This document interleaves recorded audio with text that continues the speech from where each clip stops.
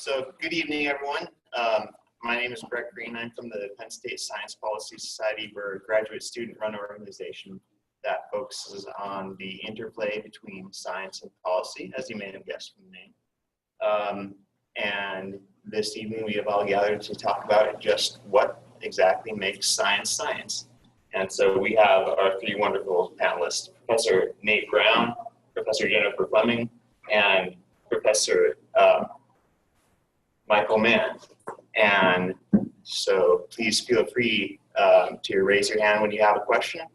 And once we finish the next discussion, we will call the next person to ask the question, and we're just going to go from there. But first, we'll start off with a short little introduction from each of our speakers on some of the things that they think are important in defining what makes science science. So feel free to take it away. Sure, I guess I'll start. So I'm Nate Brown. I'm a mathematician, theoretical mathematician. And it's I think, important to say from the beginning that mathematics is quite a bit different from my two esteemed colleagues here in the sense that what we consider science is very clean and very clear and unambiguous. In math, there are correct answers, and you've either proved it or you haven't. And that's not at all the case over here. It's much more gray. It's a much more messy process. So for me, even though I do have a pretty simple, say, definition, if you will, of science, and in my particular case, what does and doesn't constitute science is pretty simple. I think science is simply the search for truth, an objective truth, one that doesn't depend on your race, religion, or whatever. Any fact that is objectively true is scientific fact, and the search for such things is the process of science. I constantly have to be reminding myself when I'm outside of the math world that, in fact, the human endeavor we call science is very messy. It's not linear. It takes a long time. Facts tend to take, I don't know, from months to decades to who knows how long, and umpteen million papers to establish before the consensus is there in some cases. So even though I like to think of science as a simplistic sort of endeavor for truth, it's very, very messy and non-linear. And that can be very frustrating for a person like me who likes clear black and white things, but that's the way it is. So with that. And he had to be right. So it was either yes or no, and that was exactly correct. My field, I'm in nutritional sciences, I'm Jennifer Fleming, and my field is very much the opposite. We are very gray. And so in terms of how we look at science, we ask questions. So we observe and we ask questions. And so we look at populations and we think, okay, how is that population doing so well? Why are they living so long? And from there, we formulate a hypothesis, we formulate questions, and we decide, okay, we're going to observe, and then we collect data, and we decide, okay, what is it that's contributing? So in my mind, science is about the scientific method.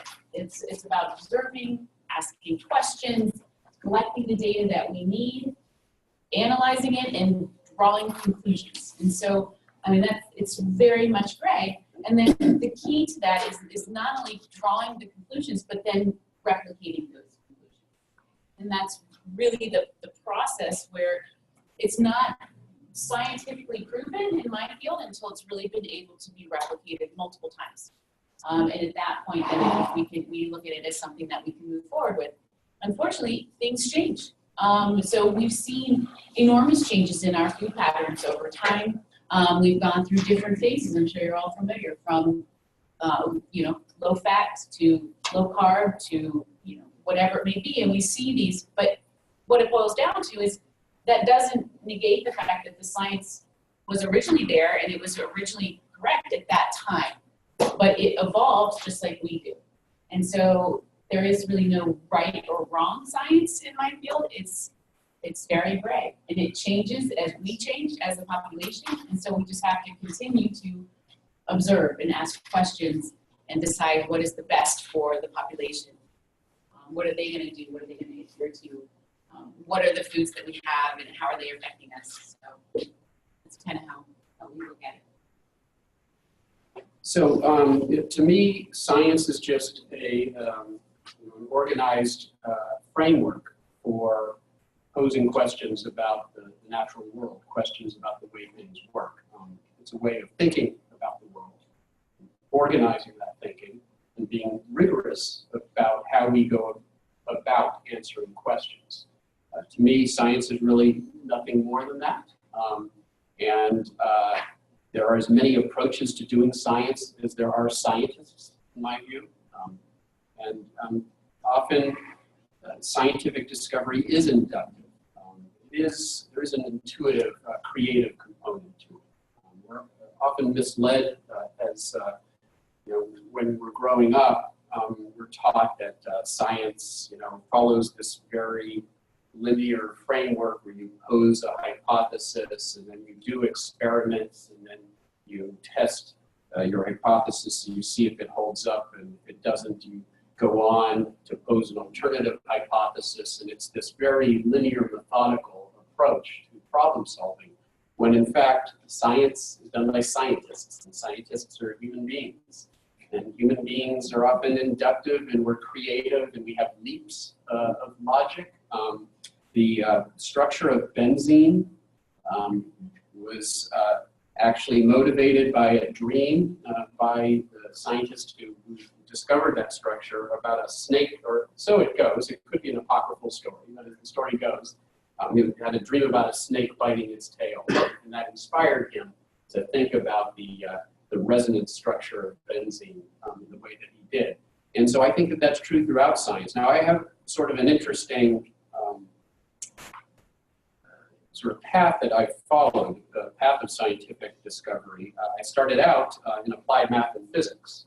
As an undergraduate at UC Berkeley, went off to Yale University to study theoretical physics in the late 1980s, early 1990s, and I realized that my heart wasn't really in it in terms of the sorts of problems that I was given to work on. It just wasn't exciting. To me, the only thing that can to do science and to be a good scientist, you have to be excited about what you're doing. You have to have the motivation day in and day out to do the drudgery and the hard work that it takes to make progress in science. And so I had this sort of crisis of scientific identity here. I thought I was going to go on in physics, and I realized that my passion just didn't lie there.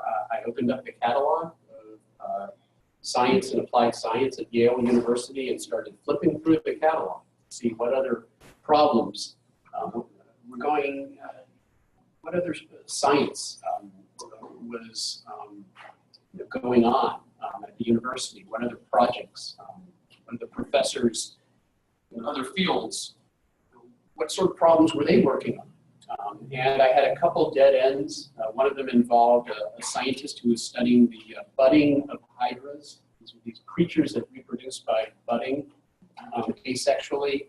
And when I realized that if I had gone on to work with him, my job would be to take care of these sea creatures. That's not exactly what I had in mind. I saw that there was a professor who was using math and physics, the sorts of math and physics that I had studied, to model Earth's climate system. That sounded like a fascinating, huge math and physics problem, where I could use all of the math and physics that I had learned to work on this really interesting problem of understanding Earth's climate system. I ultimately decided to do my PhD in that field, and ended up doing climate modeling for my PhD thesis, but also looking at long-term climate records called proxy records to get a better handle on the natural internal variability of the climate system. That, in the random walk that is one scientific path of discovery, that led me down this path that ultimately resulted in the publication of the now famous hockey stick curve, and shows how unusual recent warming is in a long-term context. And that was a result of pretty much random decisions that I made at every juncture, which ultimately led me down this path. And it ended up sort of working on a whole different set of problems and spending my life very differently from what I would have been doing had I remained in theoretical physics. But I have no regrets. It opened up all sorts of opportunities, not just to do interesting science, but to do science that informs some of the most important questions that we're struggling with as a civilization, on the issue of human-caused climate change and what to do about it. And I ended up at the center of that larger discussion, again, pretty much as the result of the sorts of random decisions that we make about our careers. And so if I had advice to young scientists, it would be to follow your heart. It doesn't sound very scientific. It doesn't sound very methodical, but nonetheless, it's sort of what has guided me. What feels right? What am I passionate about, and what are the opportunities to work on interesting problems in the area that I'm passionate about? To me, that's fundamentally important to a career in science. All right, so that's it for our introductions. Do we have any questions to start us off? So how do we approach people who are stubborn about learning new facts and incorporating that into their worldview? How do we try to start changing them? I think, I have opinions, but I'll let the others speak. yeah, I do too, and I should maybe give you a little bit more about my own background, because what I'm about to say is entirely rooted in that. I was raised in an evangelical Christian community that explicitly told me as a child that human evolution was a science lie, that there was a conspiracy to destroy religion by scientists. And so if a person is identified, if your identity is very closely tied to something, and in the case where I grew up, that being the religion, it's almost impossible to ask that person to consider a new fact that's going to cause them to completely give up that identity. So in other words, what I'm trying to get at is that for many people, for many topics, getting someone to open their worldview to a new fact isn't about the fact. It's not about the science, if you will. In many cases, it's about human identity or emotions or things that have nothing to do with the thing it is that you're hoping that they'll accept. And so, to me, this is probably the mistake I've made more often than anything when I talk to people about science. It's just not understanding that it isn't about science. It's about something else that's preventing them from opening up or to considering a new perspective, and we have to address that. We have to gain trust with that person, that you're not out trying to destroy the world or whatever. We have to address the underlying reasons that there's resistance, as opposed to believing that it's just about explaining facts, because it's not just about explaining facts. Just to make sure, can everyone hear us in the back? All right, great. Well, you know what, not to disagree. I won't disagree, but I will say that in my world, a lot of times you are 100% right. There's absolutely more to it. But a lot of times we do use evidence to show people or to encourage people to accept our ideas. And that's a large part of what we do, is saying, you know what, there's a huge, role for this particular thing in this population or wherever it may be. Whether they accept that or not really is based more on the foundation of what you were saying. But we do try and use a lot of evidence that we've gathered to help, convince or educate somebody on why they might want to move a certain way, rather than just telling them to do so. Yeah, so what we're talking about here is what's often termed motivated reasoning. The person has a motivation to not accept the facts that you're providing them, to not buy the logical argument that you're delivering to them. And oftentimes, simply trying to barge through that front door with facts and figures and evidence and data isn't going to work. It's that door is bolted shut. And so what I've heard colleagues who do make efforts to communicate to some of these resistant constituencies, they'll tell you, you look for the side door. See if there's a side door that's open. That side door is, some common experience you might share with them. It could be a matter of faith. I have a colleague, Catherine Hago, who's a leading climate scientist and an evangelical Christian. And she is very effective with conservative evangelical audiences because she's seen as a member of their tribe. She's allowed in, and she has shared values with them. My colleague in the Department of Meteorology, David Tittman, is a rear admiral in the Navy. His job in the Navy was to help guide our efforts to deal with the threat, the national security threat of climate change.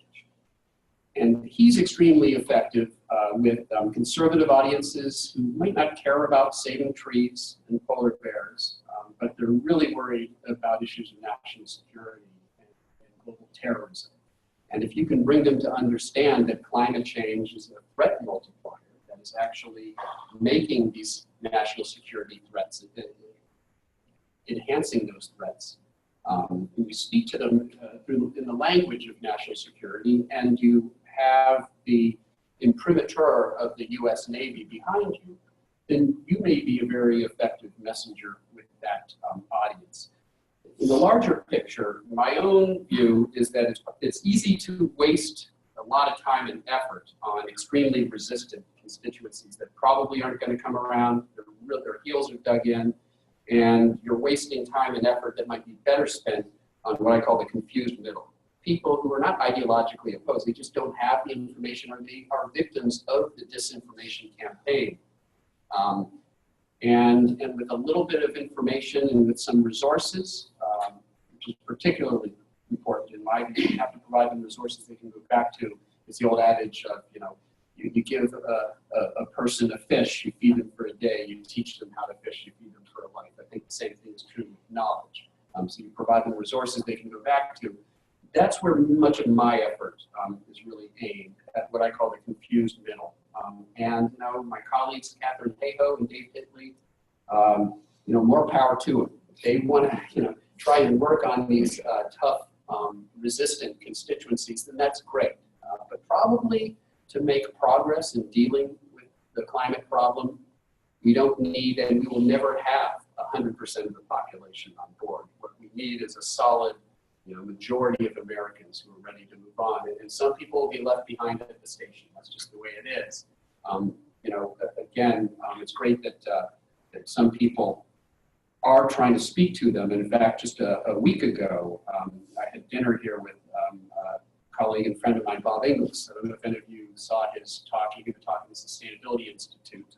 He's a conservative Republican. He was a congressman in South Carolina, had a nearly perfect lifetime conservative voting record.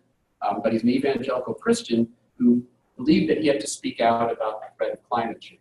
And for that, he got voted out of office in a primary campaign funded by the Koch brothers. The person who replaced him, you may recognize the name Trey Gowdy. Bob now travels around the country speaking to conservative audiences about how there are conservative approaches to pricing carbon, like revenue neutral carbon taxes. That, hey, let's have a place at the table. Let's not get left behind in this silly debate about whether the problem exists.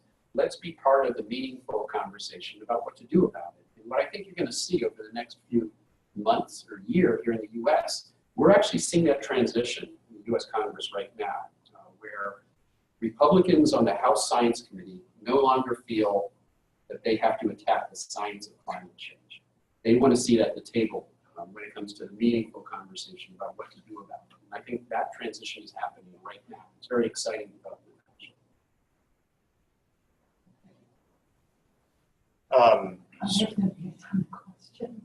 Well, that's great.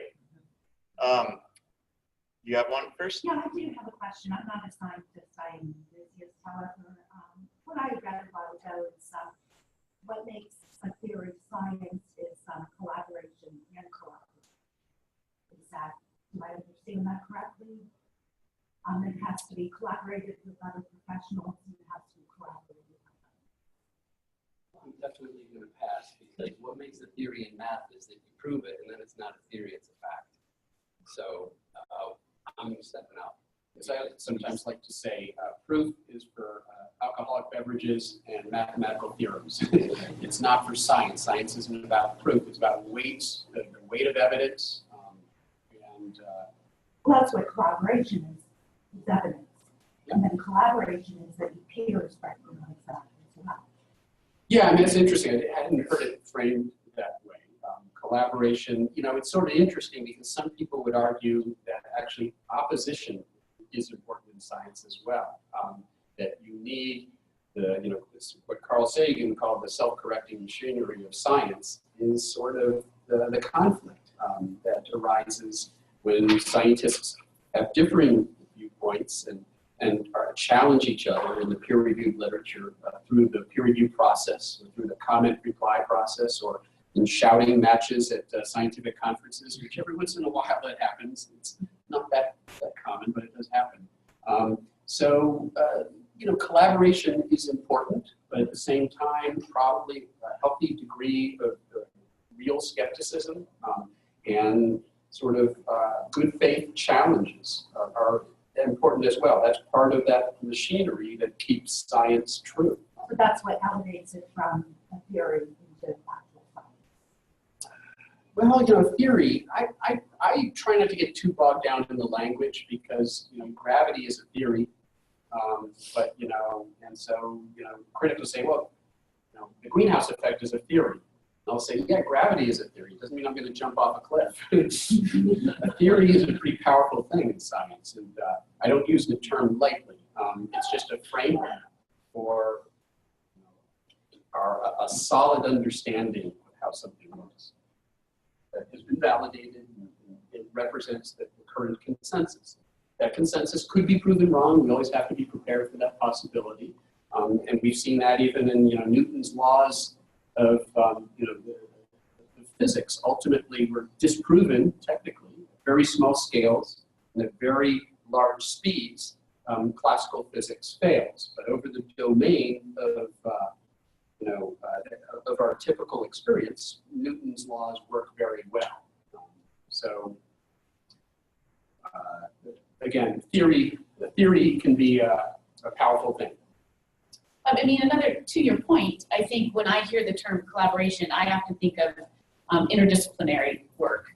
And so that's an area where we've really kind of spread out. And I think that a lot of times disciplines can learn from each other and advance the science or advance our knowledge to a greater extent. So, you know, our fields working together, I think can really make greater advancements. Even in the nutritional sciences, we've worked with microbiologists to look at the gut microbiome. So that's a big area now. So as we begin to spread out and collaborate, I think that in itself advances the field.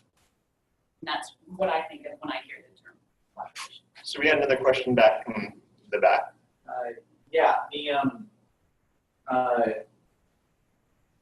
So something that I found very frustrating in a lot of ways. Maybe I should stand back and see the panelists. Something that I find very frustrating in a lot of ways is the so this is going backwards a little bit to this notion of how do we communicate science? How do we explain that we do in fact know what we're doing, and we do in fact have a pretty good idea that we're probably on the right track with how the universe works. Something that I found really frustrating lately, especially, has been the recent conversation among anti-vaxxers, for example. You know, and what I find really hard to work with is this notion of, well, you know, to borrow the word, you just have a theory, you don't know if it's true, because I'm not using that word the same way. And and because you don't know if you're really right, my theory is just as valid as yours. And I really struggle with this in terms of how do I respond to this? Because how do I respond to something that's informative, not condescending, because we all know how well that works. And also, but it's still trying to demonstrate, hey, there's actually a lot of evidence, and there's a lot more to it than what you're describing. So how do you, what are some good ways of having dialogues with with folks who believe that their worldview really is equally valid to someone who's been studying this for many years. It's interesting, there's a great quote from Bertrand Russell, and I won't get it quite right, but something to the effect that skepticism is a lazy man's consolation, because it basically makes the least learned, puts them on an equal footing with the most learned. And I think that's what you're speaking to, this idea that you can sort of exploit the tentative nature of science and the tentative language of science. It can be exploited by those looking to introduce alternative facts. And we live now in an era where we deal with, not just in science, but in all matters of truth. The problem of alternative facts, if you don't like the facts as presented by the mainstream media, as demonstrated by the laws of physics, there are alternative places, there are alternative universes like Fox News or the Wall Street Journal editorial pages where the laws of physics no longer apply. The greenhouse effect isn't real. Climate change is a hoax. And that's what's so dangerous in my view about the current political climate. This idea that there is no such thing as truth. There are no objective facts. And the idea that some website should be treated on an equal footing with the New York Times is a very destructive and dangerous sort of place for us to find ourselves. And I think that much of the anti-science, the pseudoscience that we're dealing with, whether it's anti-vaxxers or climate change or evolution or anything else, is a casualty of a larger problem, which is sort of the loss of the importance of objective truth and trusted sources in our dialogue today. And I don't know the solution to that problem, but I don't think we're going to solve all of these other problems until we solve that larger problem and return objective truth and science to its rightful role in all discussions. Me personally, I think, as a nutritionist, you could imagine the questions, and many people say, oh, I read that, I saw on Google all the time. And so, being in the science, I'm generally I can't keep my mouth shut, but one thing that I do is I ask them questions. Why do you believe that is? How did you find out about that? Or what do you think the process is that makes it happen that way? To get them to realize that maybe they don't know quite as much as they think they do. Just being inquisitive and really finding out, okay, now maybe they can then ask me those questions and I'll be able to provide them should they have the interest. But really it's more, I think I like to just be inquisitive and find out how much do they really know, and trying to get them to understand that maybe they don't quite know as much as they think they do. And also, kind of understanding too a little bit about their barriers to believing what I have to say. Why are you so adamant against what I believe to be true based on the science? So that's kind of one of the approaches that I've taken. I love this. I think this is so wonderful because one of the things that I think you're doing in the process of that is developing what is now a fundamental piece of science communication, and that is you need to develop some sort of trust with the person that you're trying to communicate with. We now know in science communication circles that without trust, it doesn't matter what you say. They're going to go to the person that they do trust in, whether it's an evangelical Christian or a defense expert or whatever. Somehow you have to be able to connect with that person. And going in with questions, genuinely asking, where are you at? How do you think? Where did you get this information? You're also going to be building a relationship with that person, which gives you the hope of getting through to them. Because without it, I think, what did you call it? The group that has no hope. Dave Reese, I forgot, great Dave. Forgotten. Anyway, well, the constituents for which we Dismissives, these are the Yeah, not right. You had a good term for the middle group. But, Oh, yeah, the confused middle. right, and I'm talking about the other folks. Yeah, Right. yeah, the dismissives.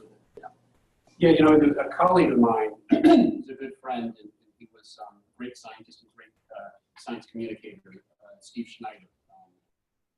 He passed away some years ago, but he used to say when he was advising younger scientists about how to communicate science to the public, his admonition was to know thy audience, know thyself, and know thy stuff. And I think that there is a lot of wisdom in each of those components. All right, we have a question in the live stream, so we'll take one more from the audience. Did you have a question? I did. It's very related to that one. I just don't ask it. If you'd like. It was something along the lines of how dangerous is it, if at all? Particularly with nutrition, I think maybe the best example, because you have sensationalists hype up. They get it almost right. They have like this little bit of science, and they think like, okay, so this is it, and then you hype it up, and you have like keto diets and all these other diets, and trans fats are going to kill you, and you can't eat red meat anymore. And they almost like they read a scientific paper, they almost have it, but they just take it to like the extreme.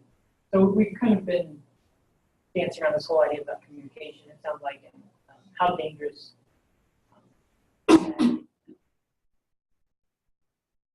Very dangerous. I know. I mean, it's definitely a problem that we face. All we can do is just continue to kind of battle against it and educate, and do the best we can to relate to our consumers. It's tough, and it affects more than just everybody in this room, but it affects industry. And, you know, these kind of things have affected sales, you know, from the studies on meat, with meat going down, to the studies we've done on avocados and nuts, to those sales going up. So it affects a lot of different entities. And so, yeah, we were kind of talking about this at the beginning, and I don't know if I have an answer to how we actually solve that issue, because when the media gets a hold of it, sometimes there's not a lot we can do. Well, I think that raises an interesting other point of discussion, which is the interactions between scientists and the media. And are there ways to try to improve the quality of information provided by the media? One way is to just do as much media yourself as you can, to get out there to try, to try to make sure that the conversation is infused by the science, by a proper understanding of the science. And for that to happen, scientists have to play an active role in the larger sort of structure of our media environment. That doesn't mean all scientists. I know scientists who definitely shouldn't be playing that role. They're best left in the laboratory doing what they love doing, the science that they love doing. But we need to provide opportunities for scientists who have an inclination and an interest in communicating science to the public. Because if we don't do that, then we leave a vacuum that will be filled by other voices that that may have an axe to grind, special interests who have an agenda. And I actually wrote an op-ed about this back in, it's already 5 years ago, in the New York Times in 2014. If you see something, say something. And of course, that's the motto of our Department of Homeland Security. But to me, it also speaks to the importance of scientists being part of this larger conversation. So I don't know if you're a scientist yourself, but I would say think about the opportunities that you yourself, be the change you wish to see. See if there are opportunities for you to do that.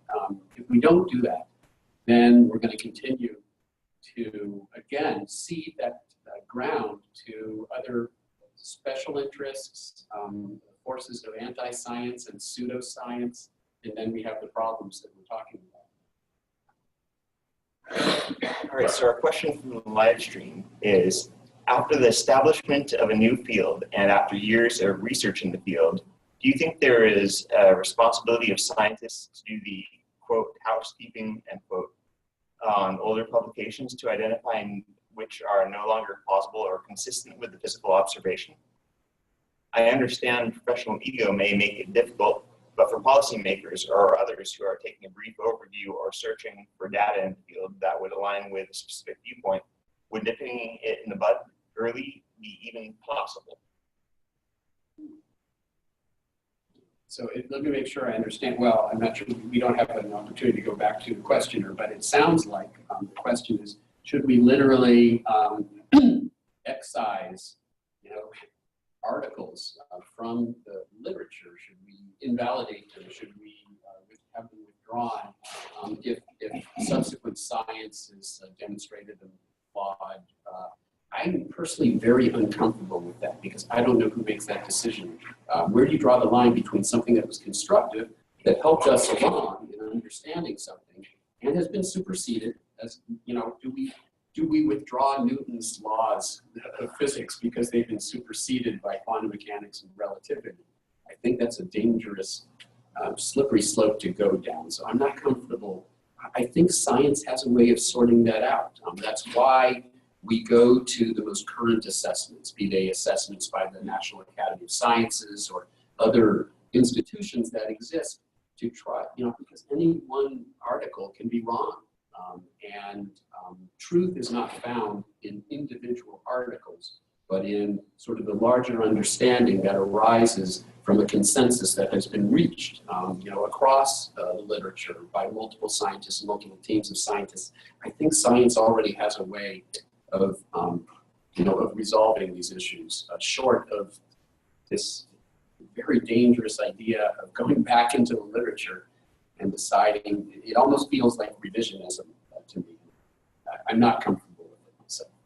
Yeah, I mean, my own reaction to that is it also seems to there's a misunderstanding of what science is to suggest such a thing, because I think you even said explicitly earlier, time is one of the variables, one of the context-dependent variables in the scientific process, right? Like, what is valid, for example, in social sciences in the year 1950 is very different from what is true today. And so would we go back and remove articles from the 1950s? I mean, the scientific rigor was there, in terms of dietary patterns. Yeah, we didn't see the low fat, and people now go back and say, well, that's wrong, or saturated fat. That's wrong, but things then evolved, and we didn't know that industry was going to come in and make all these low fat, really poor carbohydrate foods, but it did, and then our population reacted to that. It doesn't mean that wasn't correct. Low fat diets are in fact proven, and they do in fact work if you don't replace it with all of this crap. So yeah, I don't think you can take back science. I think it evolves as we do, and the method was there and certainly stands. Kind of go off that idea. Yep. Could you maybe go into how much it takes to just publish an idea out there? Like, how many people are involved? Who is kind of editing it? Where does it start from? Because you're saying there's a science rigor behind it, but how do each of your find that rigor? I imagine it's very evolving.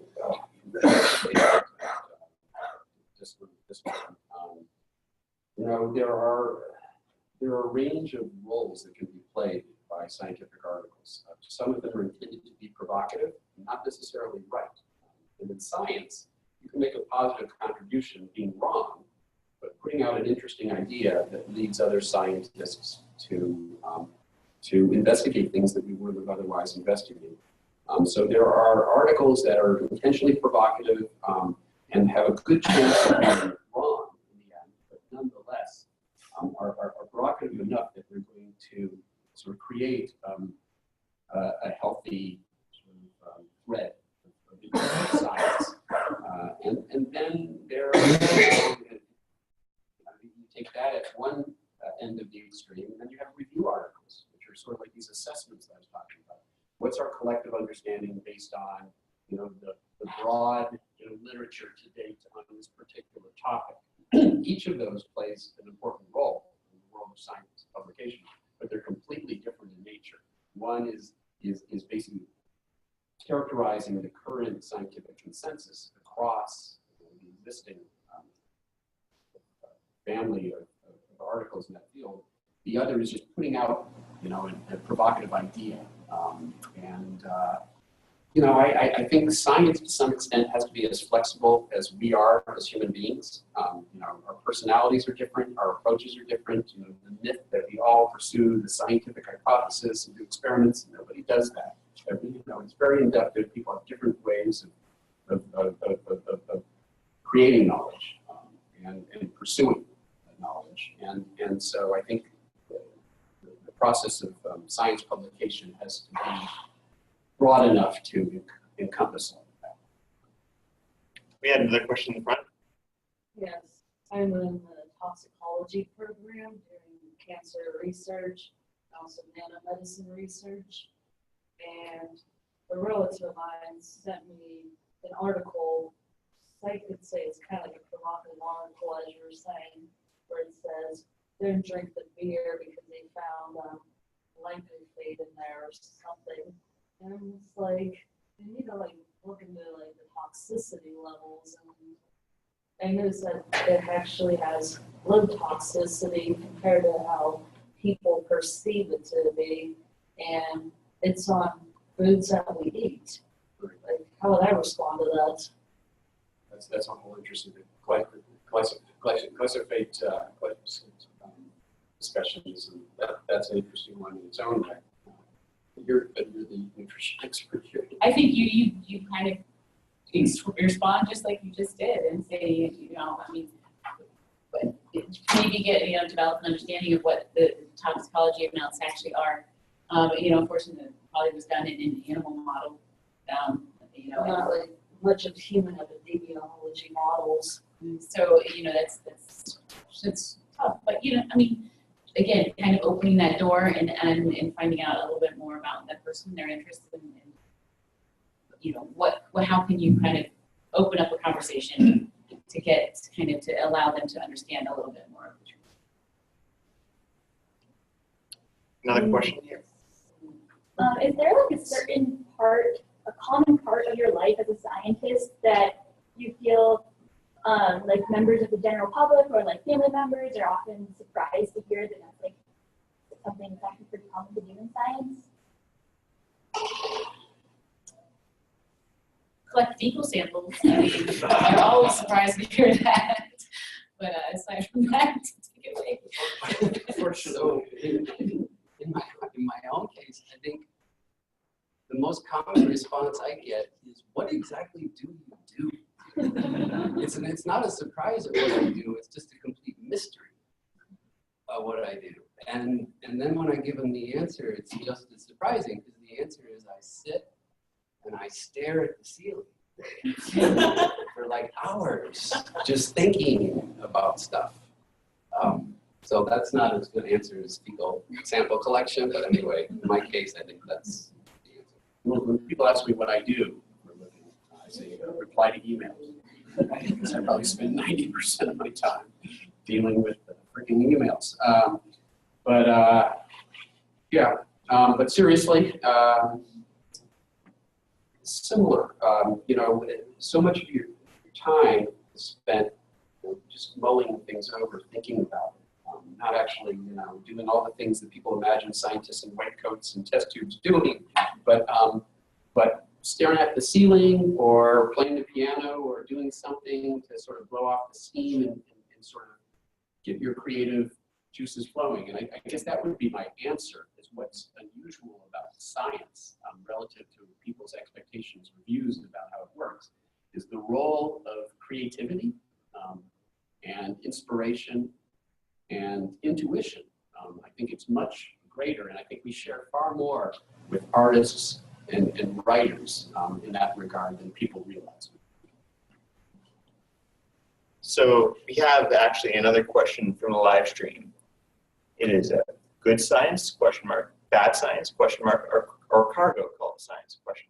Our ambassador to Canada said she appreciates both sides of the science. How do you sum it all up? I'm sorry, I missed the second. Yeah. So, good science, bad science, or cargo cult science? Our ambassador to Canada said she appreciates both sides of the science. I take that to mean that the ambassador appreciates both good and bad science, and cargo cult science appreciates all approaches. So how would you respond to that? Can somebody tell me what cargo cult is? Feynman, I believe, who coined that term, didn't he? And surely you're joking, Mr. Feynman. You're the physicist. Unfortunately, I do not. I think you would. I could actually explain this Sure. if people want to hear it. Yeah, please. It's, so the story, I don't know if this is true or not, where this comes from, is some, I think it's like tribe on some remote island that during some war would accidentally get supplies dropped on them by like, I don't know, American planes getting the wrong island with supplies or something. And so they wanted, after this ended, they wanted still good supplies. And so they knew that, I guess the plane that hadn't been getting dropped, they was planning landing and dropping them. There's an airfield there. There had been an airfield there. They're like, okay, if we make like a fake airfield out of like sticks and stuff, this will bring the planes. And of course, that doesn't work because you're probably do like surface of the surface of an airfield, not a real airfield. So this is a term that Feynman wrote in something, basically as a way of like shitting on social sciences. Exactly. Which was, you're pretending to be science and then you're doing an experiment and then doing some stats with it and getting p-values at the end. So it has to like structure science, maybe it's missing the like thing that makes it work, like the planes or something, the actual airplane. Right. I think it speaks to the danger of a purely empirical approach to science that isn't infused by a process understanding. To me, that's sort of what it speaks to. And I think it is somewhat of a straw man, as Feynman was wont to do on occasion, strong opinions about the other sciences.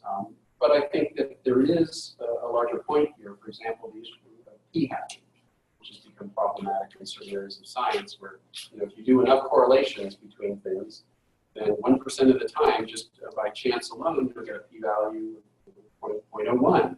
You'll deem that statistically significant, and it's easy to fool yourself if all you're looking at are statistical relationships between things, because that is devoid of an understanding of the actual underlying processes, be they physical or biological. And so good science, I would say, would not be that. It would have a component that is observational or empirical, but that is informed by some underlying theoretical framework, be it physics or biology or chemistry or what have you. So we have time for one or two more questions. We're coming up on the end here. Go ahead. So what differentiates science that's done, at the university level and lab, and science that, citizen science like children, high schoolers, regular adults, they can do science too. And so like, how do you promote and teach and help citizens and those who aren't working in the lab to do science? How do you help them do science too? So you can generate that interest and get them interested in on the discussion. Me personally, I think talking about it, even to undergrad students who oftentimes are not even, haven't even been introduced to science in terms of carrying it out. It's oftentimes their first way of looking at science in a university setting is just the passion and the excitement for asking questions and finding ways to answer those questions. Sharing that kind of passion and the excitement of the things that you can do with science, I think, is where you can get, really get to the children.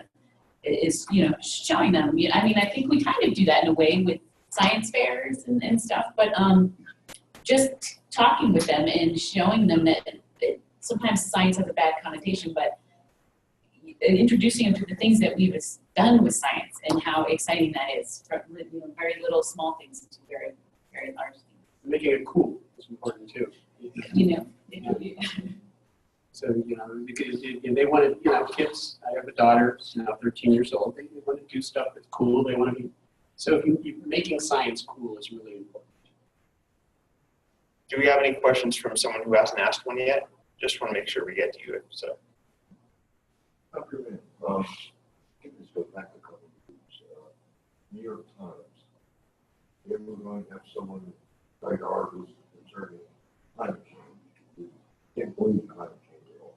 I recall you writing a letter or an article against this. No. You remember on? Yeah, this was this was only about a year and a half ago. Brett Stevens, who was an opinion writer, formerly for the Wall Street Journal editorial pages and the New York Times, was sort of making a gambit to try to steal away some of the Wall Street Journal readership and sort of lurch somewhat to the right in terms of their editorial, the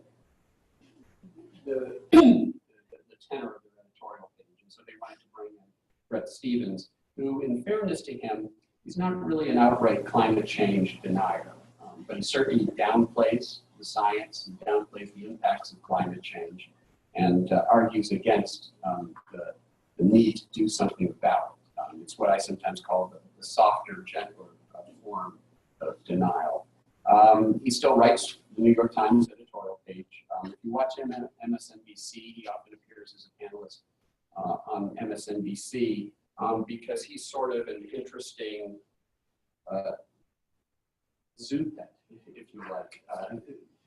If you're looking for a thoughtful, interesting, provocative, quote-unquote conservative, he sort of fits the mold. He's sort of a thinking person's conservative. I suppose plays the sort of role that George Will played, or William F. Buckley in the past. He may be sort of the closest thing in the current generation to that sort of figure. You know, I expressed at the time concern that the New York Times would have him writing about misleading things about climate change, because he really had written things that were objectively misleading. And the idea that he would be doing that on the editorial or the opinion pages of the New York Times, it wasn't just troubling to me, it was troubling to a lot of people who were already frustrated that the New York Times wasn't doing nearly as much in communicating the science and the implications of science of climate change. I think the New York Times heard those voices, and Brett Stevens has rarely written about the issue of climate. And in the meantime, the New York Times has brought in a number of additional people. They have now a number of people on sort of the climate beat at the newspaper. I would say that they're doing a pretty good job, probably as good a job as any newspaper now in covering the climate issue. So I think that pushback was probably useful.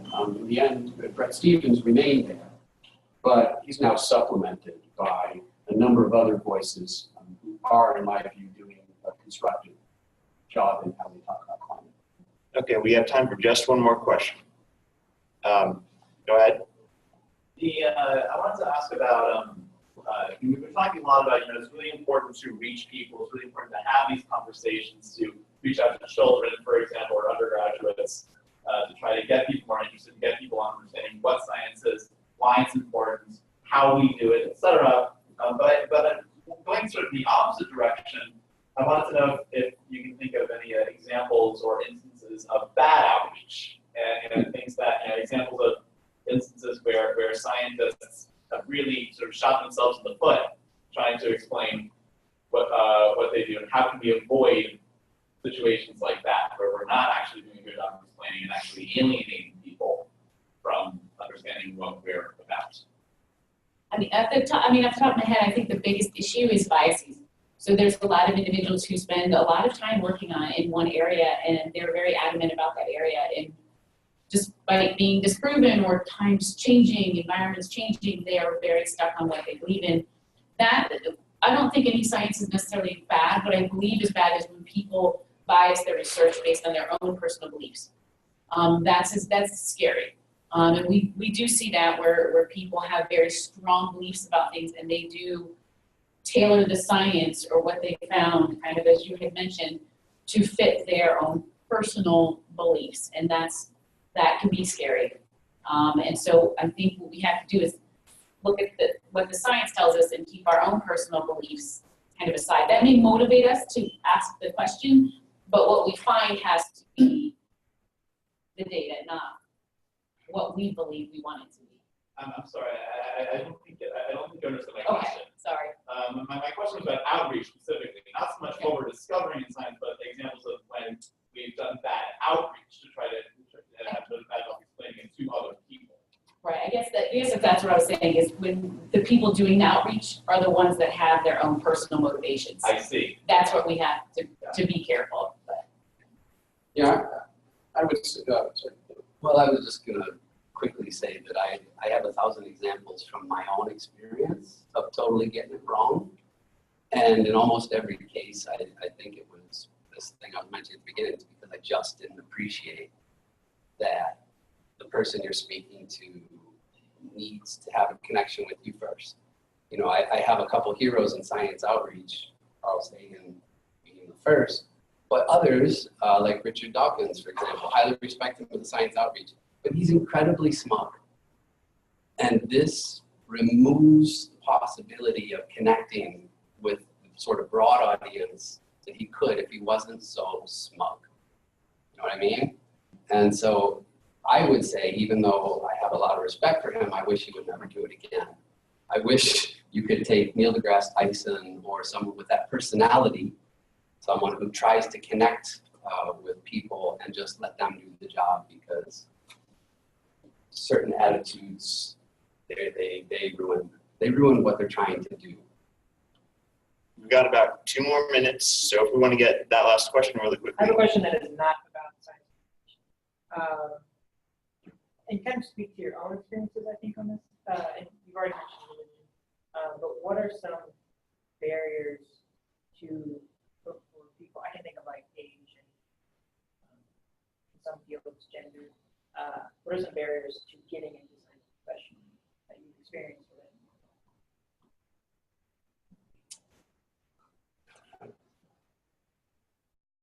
I would say that the barriers, as I perceive them, often do involve ethnicity and gender. And so the white male, I'm not sure I'm in the best position to talk about that. But you know, my wife is also a scientist, and I hear some of the experiences that she has, and I would be oblivious to some of what goes on in the world of science did I not have a wife who's a scientist who shares some of these stories about me, about the way that women are treated in science, the obstacles that are constructed to basically,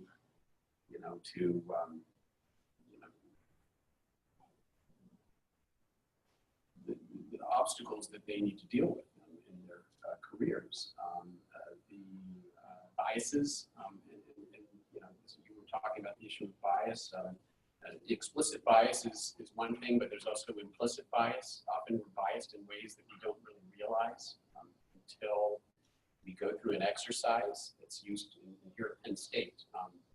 That's something that faculty are now trained in recognizing implicit bias, ways that we can be biased against people of different backgrounds that we don't even realize consciously, but it's sort of buried there in our subconscious.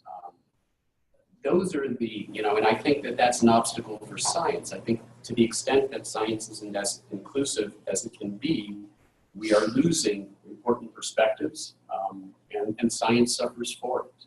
Science gains from having the most diverse sort of group of scientists with diverse perspectives and backgrounds, because as I said, science is not as methodical as we sometimes think.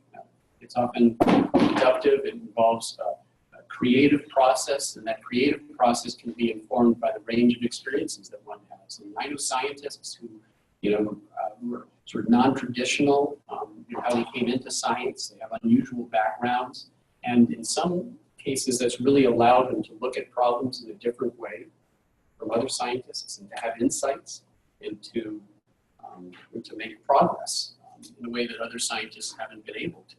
So it's a problem for the individuals who whose path is obstructed by these barriers, gender and race.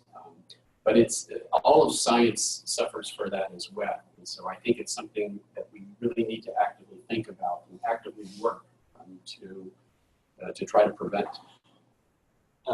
Unfortunately, we're going to have to tie up now so that we can get out of scope for closing time. But I wanted to thank you all for coming and ask that we all give our panelists a big round of applause.